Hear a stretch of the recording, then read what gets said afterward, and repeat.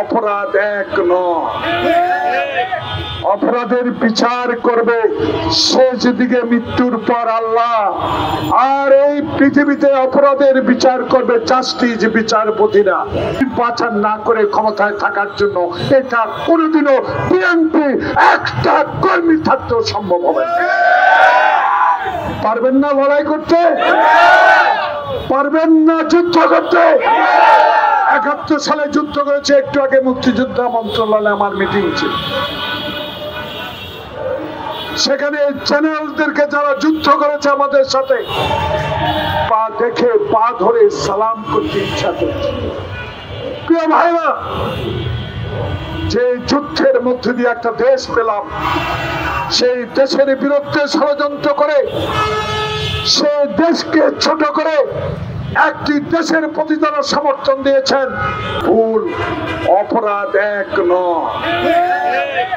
অপরাধের বিচার করবে শেষ দিকে মৃত্যুর পর আল্লাহ, আর এই পৃথিবীতে অপরাধের বিচার করবে জাস্টিস বিচারপতিরা। যে শেখ হাসিনা বাংলাদেশের অস্তিত্ব পার্শ্ববর্তী একটা দেশকে বিক্রি করে দিয়েছে, পদ্মায় পানি থাকবে না, তিস্তায় পানি পাবো না, ফেলানির লাশ তার কাছে থাকবে, আর প্রতিদিন আমার লোককে পুশ করে ঢুকিয়ে দিবা, আর আমি ভারত বন্ধু বলবো, সেই বন্ধু আমার দরকার নাই। এমন বন্ধু চাই, এমন প্রতিবেশী চাই, যেই প্রতিবেশী হাসপাতালে থাকা এরশাদকে বিনা দস্তখতে এমপি করতে পারে। এমন বন্ধু চাই না যে বন্ধু হাসিনাকে আশ্রয় দিয়ে যারাই জুলাই আগস্টের এই বিপ্লবে হাজার ছাত্র জনতাকে আহত করে হত্যা করে পালিয়ে গেছে, তাকে আশ্রয় দিয়েছ। এমন প্রতিবেশী দেশ বন্ধু আমরা চাই। যদি সৎ সাহস থাকে, যদি বন্ধু হতে চাও, যদি বাংলাদেশের মানুষকে ভালোবাসতে চাও, যদি বাংলাদেশে গণতন্ত্র চাও, তৈরি আর করো না, হাসিনাকে ঠেলে পাঠিয়ে দাও। আর দেরি করো না, কারণ সামনে আমরা অকুতোভয় সেনানী। আমরা 16 বছর মাটিতে এই রাস্তায় থেকে যুদ্ধ করেছি, আমরা হাসিনার সকল অত্যাচার সহ্য করেছি। প্রিয় বন্ধুগণ, 16 বছরে 10.5 বছর জেলে ছিলাম। তাই আমাদেরকে দয়া করে আমার 2001 সালের বন্ধুরা দেশকে আর বিভ্রান্ত দিকে নেবেন না। আসুন, আজকে পত্রিকায় দেখলাম সুন্দর কথা, এমন কথা আমার খুব পছন্দ হয়েছে। কয় নির্বাচন সুষ্ঠু না হলে বাতিল করতে হবে। কথাটা বুঝতে পারছেন? কয় নির্বাচন সুষ্ঠু না হলে বাতিল করতে হবে। আপনার আগে আমরা বলেছি, কারণ এই সুষ্ঠু নির্বাচনের জন্য বিএনপির হাজারো নেতা কর্মী আত্মত্যাগ করেছে একটি নির্বাচনের জন্য।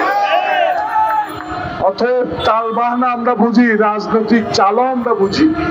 বয়স তো কম হয় নাই, যুদ্ধ তো ৭১ সাল থেকে শুরু করেছি। তাই আজকে অনুরোধ জানাবো বাংলাদেশ সরকারকে, পৃথিবীর সবচেয়ে একজন গ্রহণযোগ্য ব্যক্তি আমাদের একটু দূরে বসে আছেন, তার কাছে অনুরোধ জানাবো সোজা পথে চলেন। চলে আসছেন, এখনো চলেন। ডানে বামে কোনো জায়গায় যাওয়া যাবে না। প্রথমার্ধে নির্বাচন দিতেই হবে, দিতেই হবে। তাই জাতীয়তাবাদী উলামা দল অতীতে লড়াই করেছেন, আবার লড়াইয়ের জন্য প্রস্তুত হন। আমরা চাই জিদের ভাত যেন গরু, জিদের ভাত যেন কুকুরে না খায়।